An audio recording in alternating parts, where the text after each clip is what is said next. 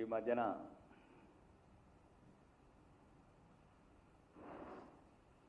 తెలంగాణ ప్రస్తుత ముఖ్యమంత్రి, తొందరలోనే కాబోయే మాజీ ముఖ్యమంత్రి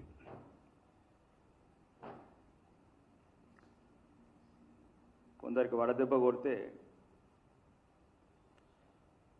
ఈ రేవంత్ రెడ్డి గారికి సిద్ధరామయ్య దెబ్బ కొట్టినట్లుంది.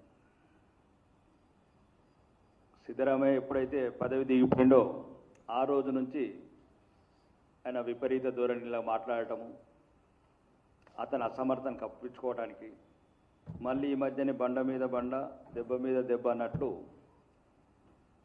అలా పార్టీలో ఒక అసహ్యకరమైన సాంప్రదాయం. అలా సీనియర్ నాయకుడు కామారెడ్డిలో అలా పార్టీ అస్సలు గుట్టు ఇప్పడు.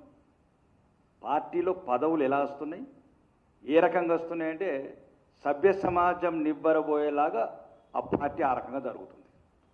ఈ రెండు దెబ్బలకెళ్ళి ముఖ్యమంత్రి గారికి మతి స్థిమితం కొద్దిగా తప్పి ఈ రకంగా తన పదవిని, తన హోదాని, తన స్థాయిని మర్చిపోయి దిగజారిపోయి ఏదో ఒక రకంగా ప్రజలను డైవర్షన్ చేయాలా. మరీ ముఖ్యంగా రాబోయే జిహెచ్ఎంసీ ఎన్నికల్లో ఇంతకుముందు ఇక్కడ జనరల్ ఎలక్షన్స్లో జీరో రిజల్ట్స్కి పరిమితమైన పార్టీని ఏదో ఒక రకంగా ప్రజల్లోకి తీసుకెళ్లాలని ఈ మధ్యన కిషన్ రెడ్డి గారి మీద పడ్డాడు. చెప్పండి రేవంత్ రెడ్డి, నీతో ఏది కాదని చెప్పండి, ఏది కాదు నీతో. పక్క రాష్ట్ర ముఖ్యమంత్రితో అపాయింట్మెంట్ దొరకదు, బ్యాంకులలో పోతే, ఢిల్లీకి పోతే చెప్పులు దొంగ అనుకుంటారు నిన్ను. మరి ఎందుకు ముఖ్యమంత్రి పదవి నీకు? నీతో నీ కాలేకపోతే, నీకు ఆ సత్తా లేకపోతే పదవి దిగు. ఆడలేక మధ్యలో మీద ఏడవటం.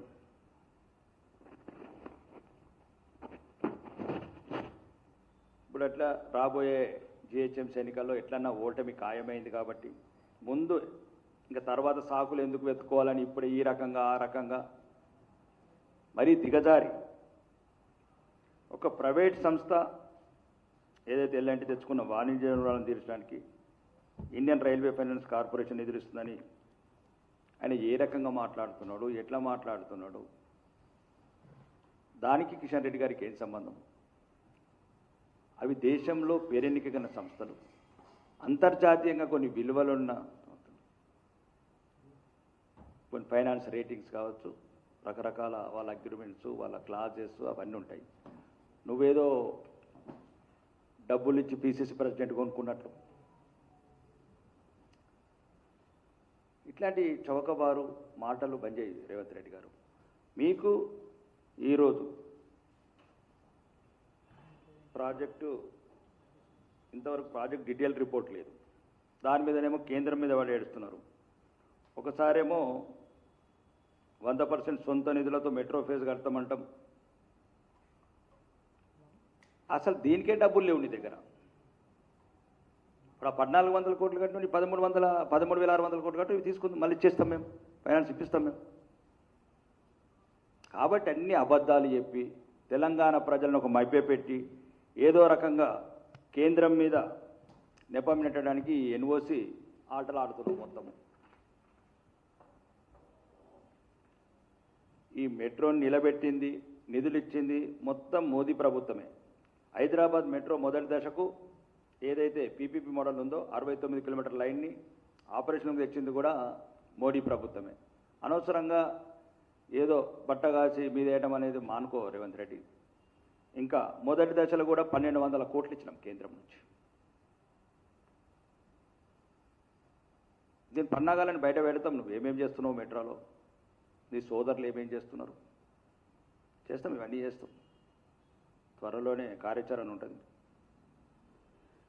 ప్రతిసారి ఒక కేంద్ర మంత్రి అంటే ఏమనుకుంటున్నావు రేవంత్ రెడ్డి?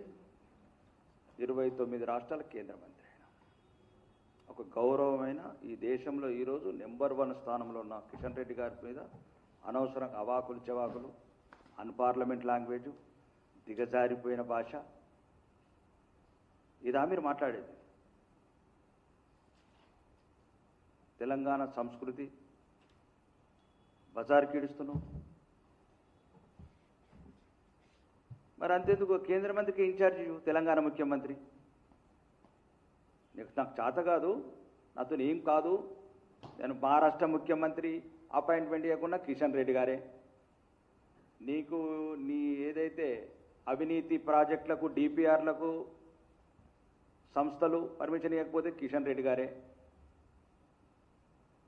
ఎక్కడ ప్రజలు నిన్ను 2.5 సంవత్సరాల రాష్ట్రాన్ని అన్ని రంగాలలో విఫలం చేసినందుకు ఎక్కడ నిన్ను ఈ రకంగా ప్రజలకు తలెత్తుకొని చూపించుకోలేక, ప్రజలకు ఏ రకంగా ముందుకు వెళ్ళలేక, ఇప్పుడు రాబోయే ఎలక్షన్లో ఏదో ఒక రకంగా కిషన్ రెడ్డి గారి పేరు పెట్టుకోనో ఇంకా ఎవరో పేరు పెట్టుకోనో ఈ రకంగా మీ పార్టీని ఉనికిలోకి తెచ్చుకోవాలనుకుంటున్నాం. ఆ ఆటలు చెల్లనివ్వము.